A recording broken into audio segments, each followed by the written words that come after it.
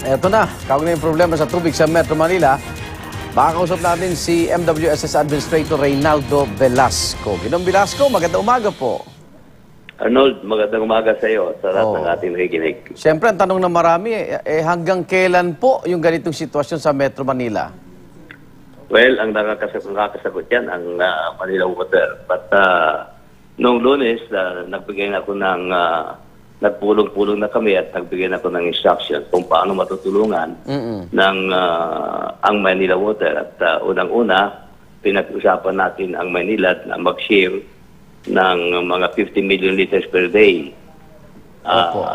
para sa kanila at with the assurance na wag naman pong mag-apektuhan ang mga consumer ng Manila. At ito na ay ginagawa nila, no? Pangalawa, yung Manila Water, sinabi bilisan yung pagbukas ng kanilang Cardona water treatment plant kasi nabili yan, dapat Disyembre pa.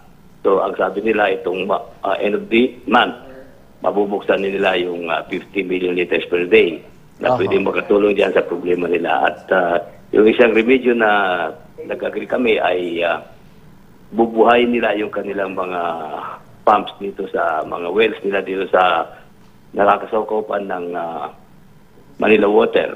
At bubuhayin to mga 100 million liters yan. So, ito yung suma total ng pangangailangan nila na ang sinasabi nila kulang sa tubig na nanggagaling doon sa angkat. Magkaiba sila ng pinagkukunan ng supply ng tubig, Administrator? Pareho yan. Ang isa lang ang pinagkukunan natin ngayon. Dapat makorek natin yan.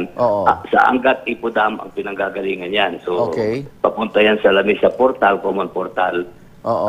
Ang 2,400 papunta sa Manila kasi malaki ang mas marami ang consumer nila. Ang 1,600 ay papunta sa Manila Water. Pero ang sinasabi ng Manila Water kasi, kulang na yan, kaya ginagamit nila yung Lamesa Dam na reserba. Ngayon, bumababa yung Lamesa Dam dahil mga 1 meter below the critical level na kaya ganyan nagkaroon ng problema. Wala ho bang parang kapabayaan dahil hindi naman ho agad mauubos ang tubig ng Lamesa Dam? Di ba namomonitor din po yan?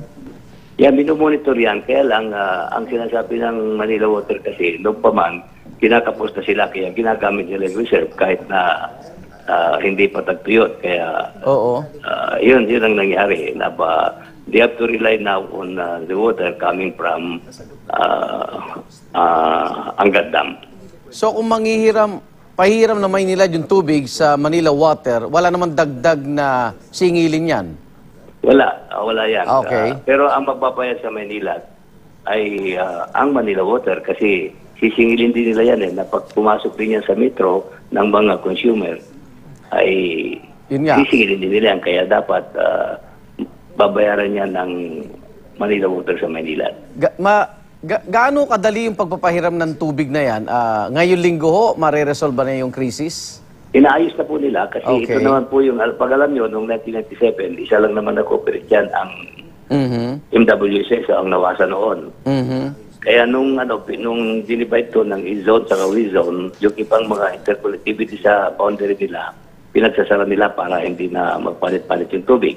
So, it's just a matter of bubuhayin nila yung mga interconnectivity na yan. At nung Monday, nung nag-usap kami, identified na yung area. So, bahala ng Manila Water at Maynilad na mag-implement yan. At in addition, pinag-usapan ko rin yung Maynilad kasi ito nga, nagkakaproblema sa distribution. Nagpairam, mula kahapon, nagpairam ng 5 truck ang Maynilad sa Manila Water para matulungan sila sa distribution. So, nasa kamay na ng Manila Water yan, ang implementation yan. May mga suggestion, paligid ho kasi tayo ng tubig Wala ho ba mga plano na ma-filter o mawala yung alat ng mga tubig dagat o ilog natin? Well, hindi ganun kasimple yan Arnold. Actually, yan ang problema natin kasi alam mo, yung Kaliwa Dam na ginagawa natin ngayon, more than 40 years na yan ngayon lang gagawin. Unfortunately, mga ganong more than 40 years, walang nagawang water source except yung Angat, Opo. Ipo. Nag-relate tayo masyado yan. Kaya Opo. nung nakita natin yung projection ng water requirement ng Metro Manila, ipinus ng Duterte administration through our recommendation sa MWSS na gawin na yung kaliwa na about 600 million liters per day. Opo. Kaya lang, yan ay only good for mga 5 to 6 years at patatapos yan mga 2023 pa, no? Okay. So, ang hinahanap natin ngayon, yung mga mabibilis na pwedeng gawin in 1 to 2 years kasi catch up mode na tayo dito. So, mayroon tayong project, yung Sumag, hopefully, mabigyan na tayo ng clearance ng province of Quezon by mga June siguro. That's 180 million liters per 180 million liters per day. So, pwede nang kakayanin yung problema ng Manila water at saka yung Wawa Dam, no? Binubuhay na natin yan. Ulitin ko lang, no, yung pagpapahiram ng tubig at sharing nilang dalawa, within the week, hopefully. Yes, hopefully pa rin. Hopefully. Pero mayroon na rin silang mga additional dito nga sa distribution.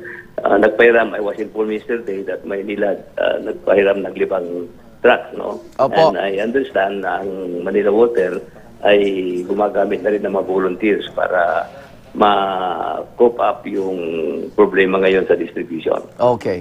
Administrator, maraming salamat po. Good morning. Maraming salamat din. MWSS Administrator Reynaldo Velasco.